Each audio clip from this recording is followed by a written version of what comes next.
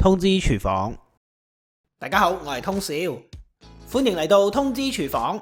今日就同大家分享下，好多網友試過都話非常之好食嘅，食落酸酸甜甜，非常開胃嘅檸檬可樂雞翼。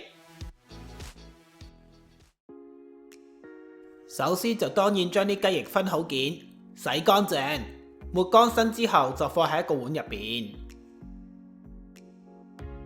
加入指定份量嘅調味料落去，醃佢大概半個小時，甚至過夜就更加好啦。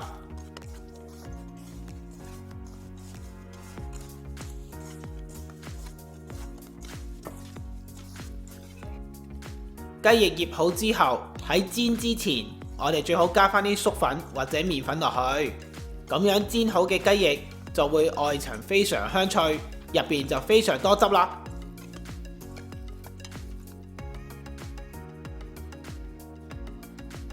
喺隻易潔鑊入邊，先加入大概1到2茶匙嘅油，然後先開中火將佢燒熱。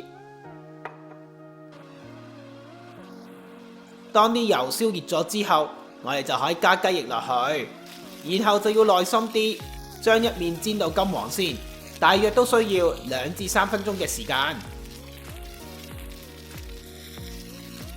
當一面煎到金黃之後，就可以反去另外一面，再將另外一面煎到金黃就得㗎喇。我哋唔需要煎熟啲雞翼佢㗎。雞翼煎嘅時候會滲好多油出嚟㗎，喺倒可樂落去燜之前，我哋不妨將鑊入邊嘅油倒走先。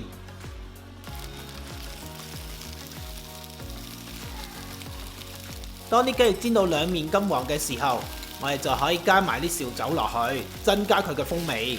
不過你唔中意加酒嘅話，亦都可以唔落㗎。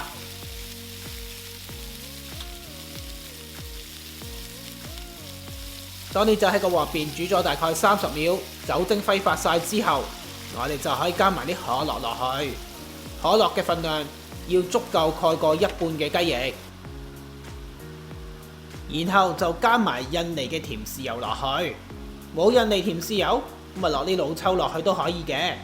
之後就冚好蓋，再轉到中細火，我哋要燜佢大概5分鐘左右。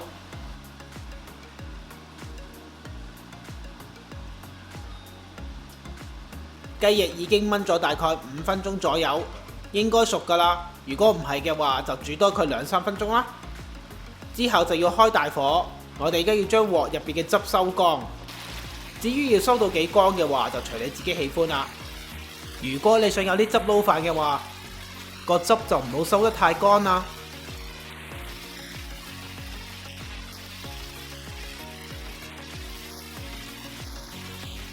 雞翼煮好咗上好碟之後，我哋就喺上面再加上一啲檸檬絲上去，咁樣就會令到個檸檬味更加突出。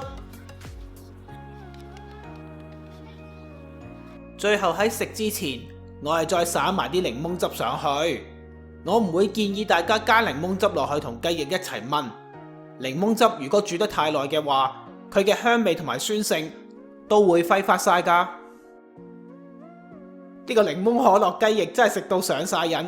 我拍片整完1次之後，隔1個星期又煮第2次啦。每次整完之後都係覺得佢非常之好食㗎。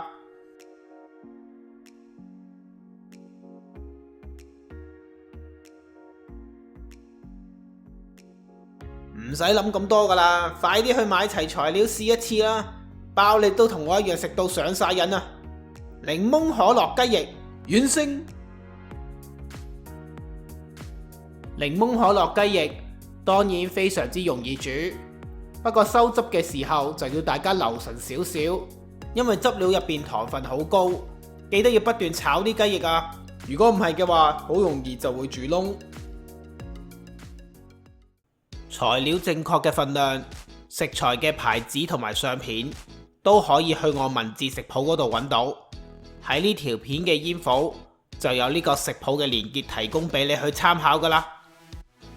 通知廚房仲設立咗通訊後援組同埋交流專區，等住你哋加入㗎。中意呢條片嘅話，記得要俾 like 同埋 share 出去，仲要記得訂閱同埋撳埋隔離個鐘仔。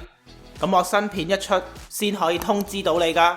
多謝大家收睇，下次再見，拜拜。